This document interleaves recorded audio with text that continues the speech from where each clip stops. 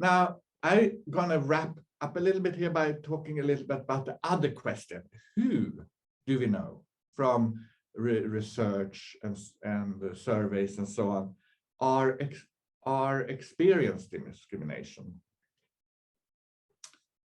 Of course, everybody could be poorly treated. Everybody could be, it can happen to anyone at a certain setting, you get bullied or so on. But discrimination is one step worse because it's kind of systematic, it's structural, and it directed because you belong to a certain group. So I thought just as an example then, I would like to show you what it says in the Discrimination Act. And I'm trying not to be too boring, even though I'm going to talk about law here. Most European countries at least have discrimination acts, open or hidden, but what they considered as target or risk groups could differ. And maybe if you like to, you can go back and compare the Swedish Discrimination Act to your own countries. And it could be interesting to learn something about the culture of Sweden contra the culture of your country. Some countries have much more risk groups, some have fewer. Some groups are missing in some countries and some in others. So the grounds for discrimination according to this act can come in many different ways. So of course the lawmakers, which is our politicians, right?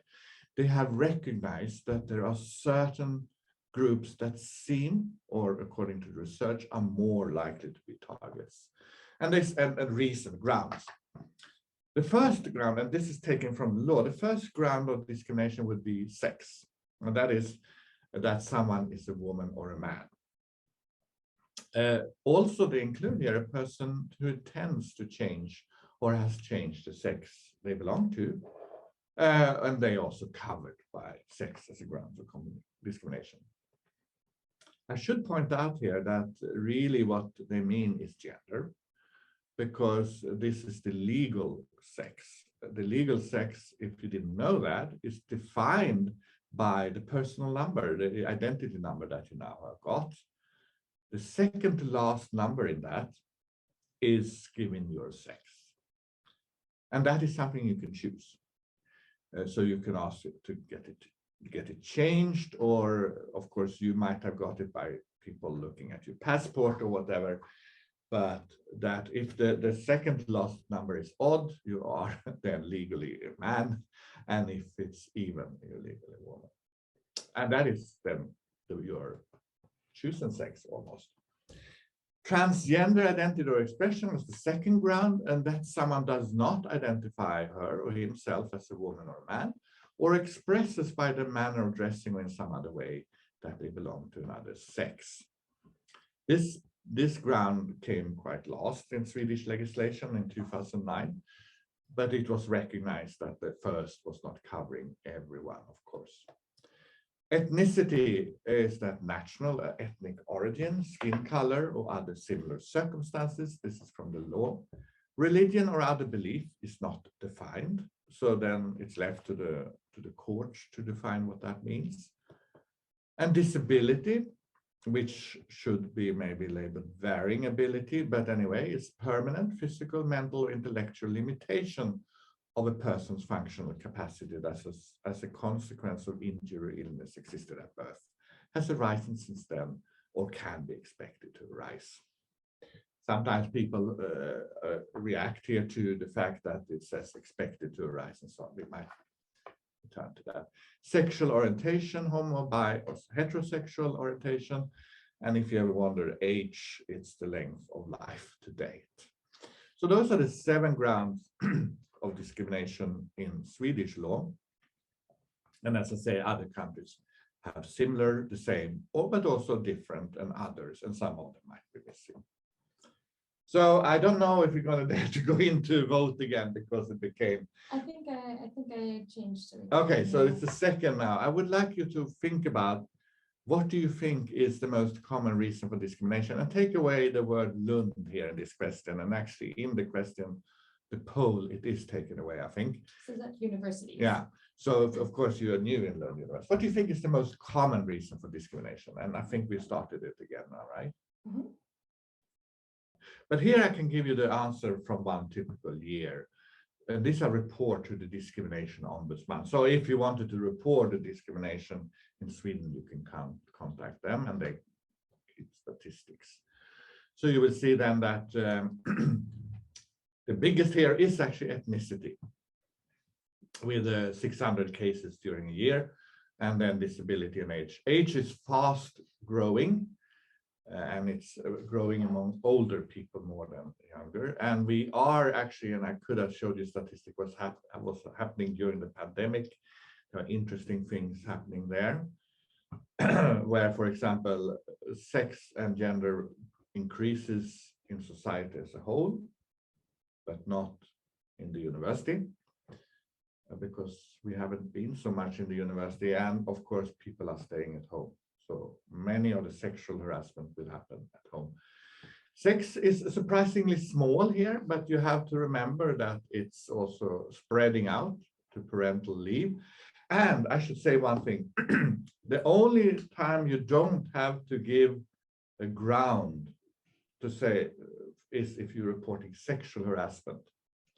Then you don't have to say whether it's gender or the ethnicity or whatever, sexual, or you don't have to say that. Otherwise, you have to give ground. So there is a big dark area here with cases that are sexual harassment. But anyway, I just want to remind you about what we need to do. So there is, please remember that the universities are not only doing teaching and research, we're also creating a work environment. And the university, actually, it is, and if you're looking at the promotional movie from Lund University, I usually don't like promotional material, but that one is really good, where it talks about the university as being the people studying and researching and working here. That is one very important task we have. So please remember that if you feel that you don't feel like you're belonging, which is very common, you are in a new country, you are maybe in a quite new to university studies and all that, and the feeling of not belonging is in research often brought up as something that takes a lot of energy, because you have to renegotiate and think about how should I belong, and that is something to be able to, that you should think of bringing up and look for people to talk to and maybe also find support. Some people belong very quickly and some don't, and it's very common and that people don't feel that they belong.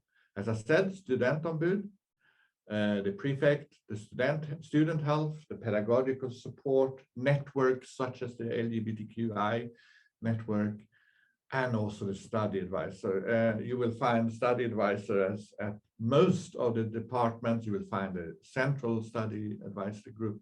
And I should also put this excellent place where I'm now, the external relations, have also many people that would be happy. You have the international desk, and I have myself supported students to come here, and I have got excellent support with whatever it is. It could be practical, but it could also be the kind of things we talked about today, and help kind of guiding them through the maze of the university and the Swedish system. And we are together our own work and student environment. So it's very important that we act like that. Of course, including people, of course, seeing the people that might not fare very well. Make sure that when it's group work or discussions, that everybody get a chance to be heard and listened to, and act as a bystander if you find something inappropriate. And maybe then together we can start to work with this. We are working a lot of education for students on this and for employees. And I think slowly we'll be starting to see a very important thing, that people are starting to talk about it, people are noticing it, and people are acting. It is not easy, because sometimes things slip through and we are stuck in our norms. And I just want to end up by showing you a picture from a big lab in North or somewhere in the world. I don't need to give the name of it. It's a physics lab, and they were very happy that they introduced what I call Ikea toilets. And Ikea toilets is where both the men and the women toilets, and you can ask yourself why you have women and men toilets, but that's not the point here, have changing tables. But look who's changing the baby, even in the men's toilet, if you are using these picture as norms. So thank you for listening, and I'll be here for a while if you have any questions or comments.